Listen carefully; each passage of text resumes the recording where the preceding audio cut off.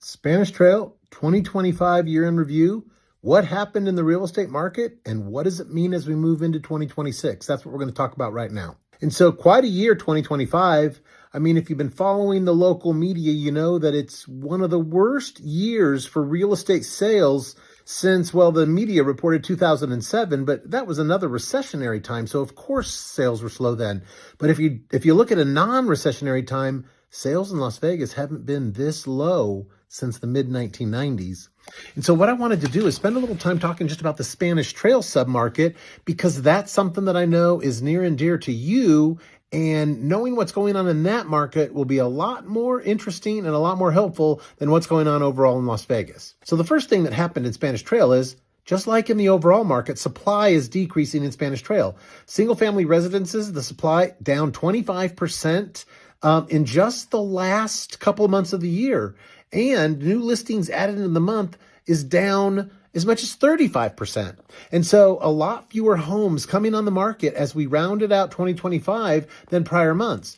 The second thing that's going on, though, is list price is increasing. So supply's down. That's not because everything's getting bought up, but because if sellers weren't getting their price or weren't happy with how the market was going, they just took their house off the market.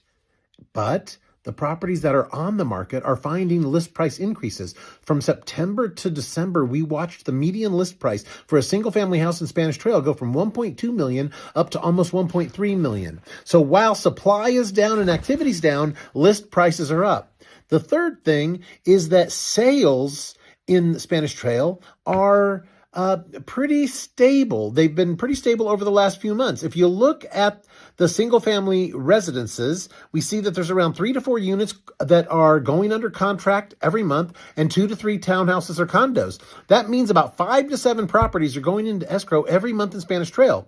Regarding closed units, though, there's only about 5. So, a couple fewer than the new escrows. The single-family residences are 2 to 3, and the condo are about 3 a month, and the condos and townhouses are about 2. So that leaves 1 extra unit each month in both of those subcategories, but yet the inventory is not increasing.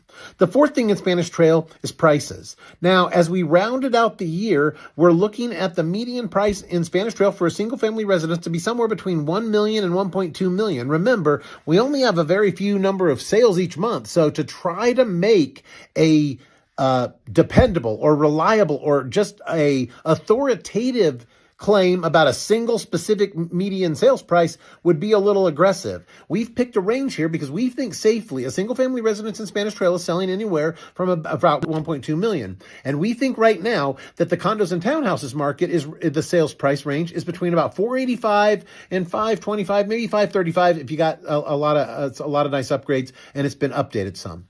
And so looking at Spanish Trail, a lot of good insight. When we compared it to Canyon Gate, when we compared it to Red Rock, our assessment was Spanish Trail is better positioned as we got through 2025 and as we move into 2026. So if you're in Spanish Trail and you're thinking about selling, this could be a good year. Your individual micro market has some upside and some positives to it. If you're thinking about buying in 2026, know this: there's definitely still weak links out there. There are plenty of sellers that must sell because of some life reason or something going on that isn't just, I think we'd like a new house. And those weak links, there's a little bit of concession or there's a little bit of extra fat in that price, and there may be a deal out there for buyers. If you're thinking about moving in 2026 or thinking about selling, let's talk.